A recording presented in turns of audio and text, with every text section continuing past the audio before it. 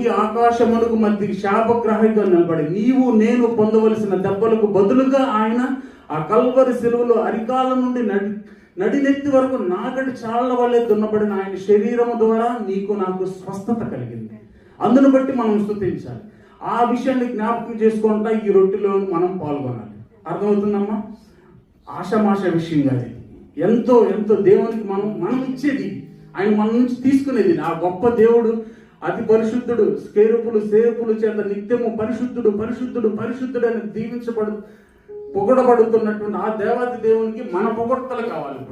మీరు గొప్ప దేవుడు ప్రభువా, మీరు మమ్మల్ని రక్షించడానికి ఏ పాటి వారమయ్యా ప్రభువా, మీరు నన్ను జ్ఞాపకం చేసుకొని మీరు ఇచ్చిన రక్షణను బట్టి మీకు వందనాలు ప్రభువా నాకు ఇచ్చిన రక్షణ బట్టి. ఆయన ఆ కల్వరి శిలువలో అరికాల నుండి నడినెత్తి వరకు ఆఖరి రక్తపు బొట్టు వరకు నా పాపముల నిమిత్తం ఆయన కార్చి ఆయన పరిశుద్ధ రక్తము ద్వారా మనకు పాప క్షమాపణ, రక్షణ భాగ్యము, పరలోక రాజ్య వారసత్వము, జీవ గ్రంథములో మన పేరు లిఖింపబడి ఉన్నదన్న శుభప్రదమైన నిరీక్షణ మన రక్షకుడైన యేసు క్రీస్తు వారి ద్వారానే కలిగింది.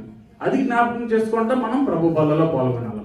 అందుకే ఆయన దైవ గ్రంథంలో రాయబడి ఉన్న ప్రతి మాట కూడా సత్యమైనది. అది దేవాది దేవుడు పరిశుద్ధాత్మ ద్వారా అనేక మంది చేత రాయించబడింది. అందుకే ఆయన చెప్తున్నాడు, ప్రభు యేసు తను అప్పగింపబడిన రాత్రి ఒక రొట్టెని ఎత్తుకొని కృతజ్ఞతాస్తుతులు చెల్లించి దానిని విరిచి, ఇది మీ కొరకైన నా శరీరము, ఇది మనందరి కొరకైన యేసు క్రీస్తు ప్రభు వారి యొక్క శరీరము, దీన్ని మీరు తీసుకున్నప్పుడల్లా నన్ను జ్ఞాపకం చేసుకున్నట్టుకై దీనిని చేయుడి. అర్థమైందమ్మా? హల్లెలూయా హల్లెలూయా. మనం ప్రభు బల్లలో పాల్గొనేటప్పుడు ఆయన జ్ఞాపకం చేసుకోవాలి. అలానే ఆ ప్రకారమే భోజనమైన పిమ్మట ఆయన ఒక పాత్రను ఎత్తుకొని, ఈ పాత్ర నా రక్తము వలనైనా క్రొత్త నిబంధన నా రక్తము వలనైనా క్రొత్త నిబంధన. వాక్యం చదివేటప్పుడు దాన్ని మనం అర్థం చేసుకోవాలి. క్రొత్త నిబంధన అంటే మనం రక్షింపబడక మునుపు మన జీవితం వేరు, మన స్థితి వేరు. కానీ ప్రభువైన యేసుక్రీస్తు రక్షణ వస్త్రాన్ని ధరించిన తర్వాత క్రొత్త జీవితం. ఆ ప్రకారమే భోజనమైన పిమ్మట ఆయన ఒక పాత్ర ఎత్తుకొని, ఈ పాత్ర నా రక్తం వల్ల క్రొత్త నిబంధన, మీరు దీనిలో త్రాగునప్పుడల్లా నన్ను జ్ఞాపకం చేసుకున్నట్టుగా దీనిని చేయడని చెప్పాను.